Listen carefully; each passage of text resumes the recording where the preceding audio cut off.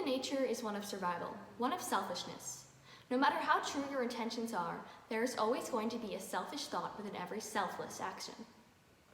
Throughout history, we have seen many great works of beauty and many great works of tragedy.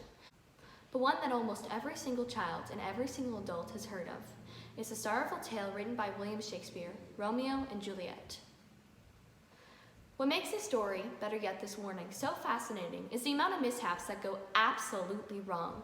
Anyone who has ever read this play, this frustrating work of a tragedy, knows that if these star-crossed lovers had done literally anything else differently, this would not be a tragedy, but a simple common drama.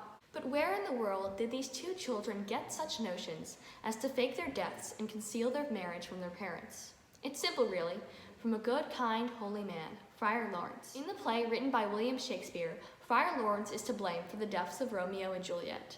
Friar Lawrence truly is a good man, but with every good action, there comes a grain of salt.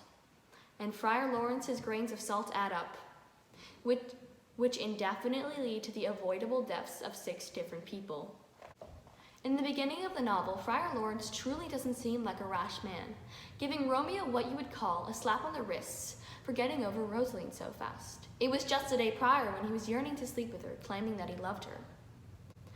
And yet, the good friar here finds him telling him about how much he loves Juliet, loves her soft hair and rosy cheeks. Friar Lawrence sees that he's only in love with her beauty and does not approve. Shortly afterward, he turns around and agrees to wed them. For by your leaves you shall not stay alone, till Holy Church incorporate 2 in 1. He does so for the sake of the town, for the sake of himself and everyone else who lived in Verona, hoping that the marriage would end the feud between the two families and the chaos it caused within the city. But he does not encourage them to tell their parents. In fact, he says nothing at all. How are they supposed to end a feud and still not tell the people who need to know? Soon after the two are wed, in fact, 3 hours afterward, Romeo fights Tybalt for the revenge of one of his friends. Tybalt, Juliet's cousin, is slain and Romeo is banished. Not slain, but banished. The most logical thing to do in this situation would be to come clean about their marriage in hopes that Romeo and Juliet could stay together. Now, as children who are afraid of their parents, it is understandable that they won't tell them. But an adult like Friar Lawrence, a priest, he would be understood, and considering that he's a holy man, he would get in almost no trouble at all. Wouldn't it be better to straighten out the lives of these 2 poor children right here and now? No. Instead, he sends Romeo off to Mantua, and Juliet remains in the Capulets' house. Ha, banishment, say death. Here from Verona thou art banished. But be patient, for the world is broad and wide. Both families, whose hate has now grown for each other, still do not know that their children have wed.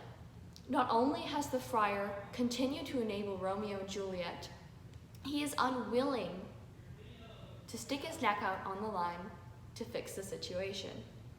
It is the end of the novel. Juliet is to be wed to Paris. And yes, she is still indeed married to Romeo.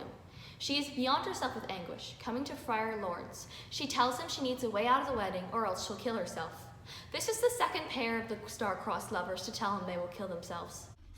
Do thou not call my resolution wise, and with this knife I'll help it presently. Now, instead of realizing that these two families really need to know about the marriage between Romeo and Juliet before anything else can get even worse, he concocts a plan, a crazy plan, that involves Juliet faking her death and being buried alive for 2 days. Meanwhile, Romeo will come to her when the time period is over, and they will run away together without their families knowing a thing. Now, option A, telling the families about the marriage, keeps Friar Lawrence entangled in the affair, but option B keeps him cleanly outside the lines. Both children end up dead, and Friar Lawrence still has to explain what happened to the pair of families anyway. Lucky for him, he gets off clean. People may seem good at first, they may seem kind, but people's grains of salt add up, and Friar Lawrence's did. In the end, he was responsible for the deaths of Romeo and Juliet.